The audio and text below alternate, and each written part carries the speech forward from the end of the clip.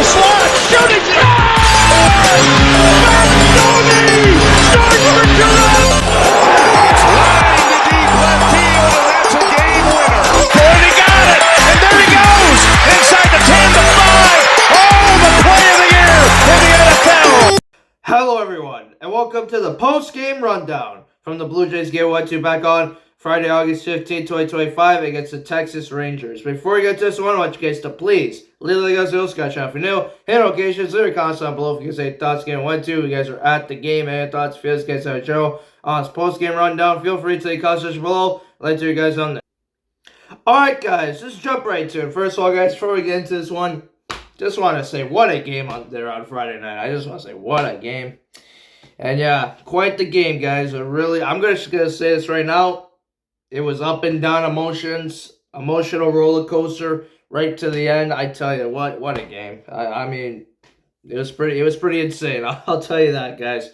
And yes, guys, the Toronto Blue Jays found a way to get a win against Texas Rangers in Game 1. It was not looking good at some points, but Jays still got Jays still got the job done, and they got the win. And the final score was Toronto Blue Jays 6 and the Texas Rangers 5. 6-5 win for the Toronto Blue Jays, but not in walk-off fashion. No, they did it a different way. You guys are going to find out right now. Anyways, we're just going to jump right into it. Actually, before I get into it, Rangers had 5 runs on 5 hits, and Blue Jays had 6 on 8 hits. Actually, it's not bad.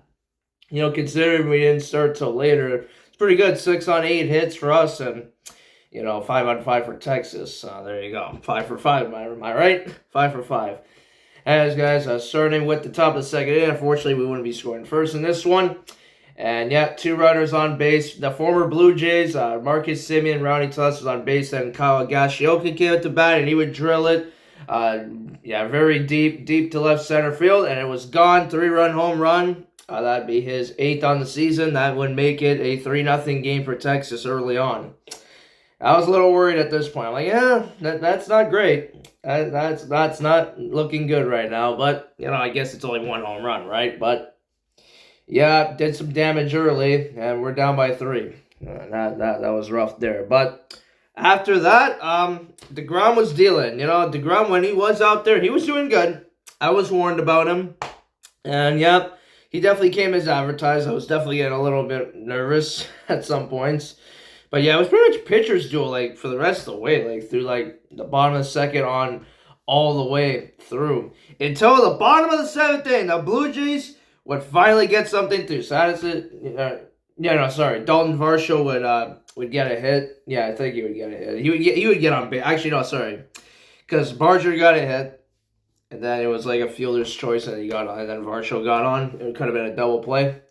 Luckily, it wasn't, though, because we kind of needed the extra run.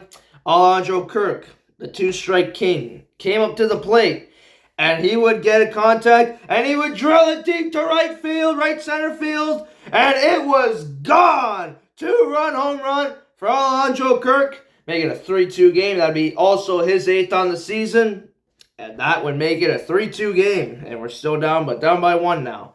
And yes, finally saw a Kirk bomb. I haven't seen a Kirk home run since I was in the hotel room in 2022. Yeah, I'm not even joking. That was last time. Only my 2nd time seeing him hit a homer. But that felt good. That was great. I mean, he was clutch. I mean, Kirk had himself a day, and we're not even done with Kirk yet. Anyways, guys, that was a great bomb to get us back in it. But anyways, moving on to the top of the 8th. Unfortunately, Blue Jays would be giving up those 2 runs right back. Marcus Semien, the former Blue Jay, comes back, and he would get a home run in this game. That'd be his 14th on the year. It'd be deep to left center. Yeah, left center field home run. And yeah, also with Kirk, I just want to say, I think he went oppo, because normally he goes left. So I think he went oppo on that one. So yeah, pretty sure it was opposite field for Kirk, if I'm not mistaken. But anyways, guys, 5-2 Rangers now to the Semien home run. All right, moving on to the bottom of the 8th. And this is where all the action would happen now. This is where everything would start going crazy.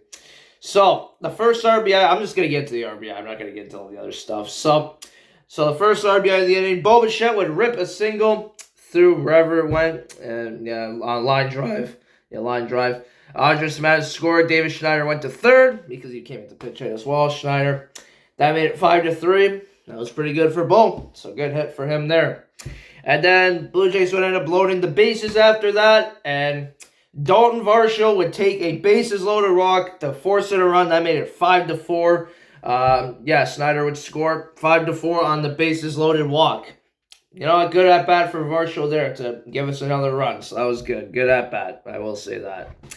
And then finally, the guy who was having probably his best day of his life, Alejandro Kirk, would do it again. He would rip a single through the left side, between the players. And then 2 runs came in to score. It was Bo Bichette and Vladimir Guerrero Jr., and that gave the Blue Jays a 6-5 lead. And then right after that, pretty much after the out, or I don't know, I think somebody walked. He stole his first ever MLB base, Alejandro Kirk. So congratulations to him with the first stolen base.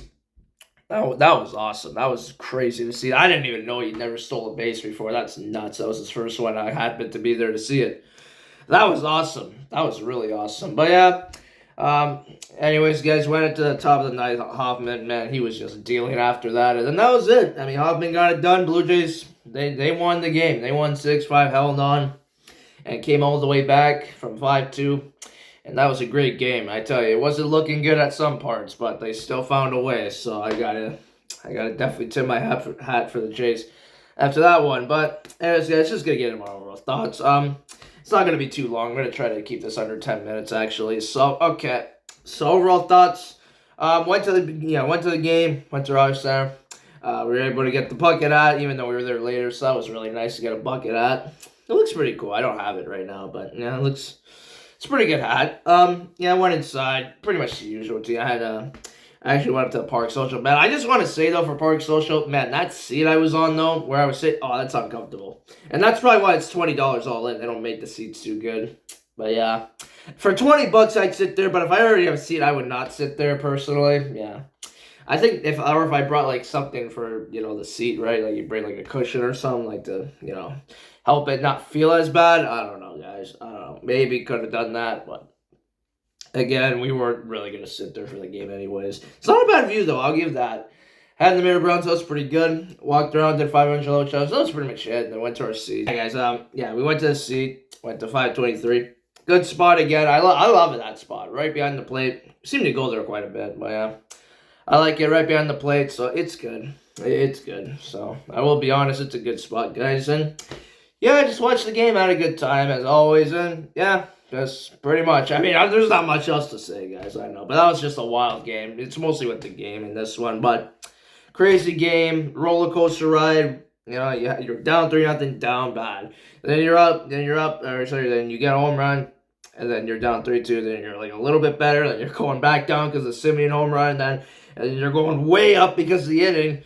The fans are not nuts. And you know what, guys? This is something I want to say, too. It felt like October in there. And even though we're still in August, man, for the first time, I really felt that cheering, man. That I felt like it was almost a playoff game. Like, it was nuts. The playoffs are going to be extra loud this year, I tell you.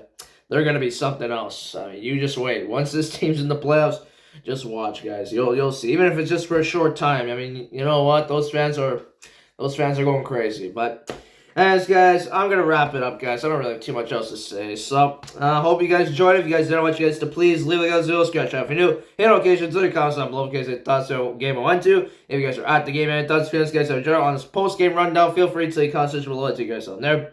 And next I'll see you guys will probably be for the next game, whatever that ends up being. So please stay tuned. Keep notifications on. And that's good do, guys. All right, there, guys. I'll see you guys next time. So let's go, Blue Jays. Good luck tonight in Pittsburgh. Against Paul Skeens tonight. It's Monday. It's going to be a tough one tonight. But best of luck to the team going forward. And we'll see you guys next time. So let's go, Blue Jays. I'll see you guys next time. Peace. And there's some of that.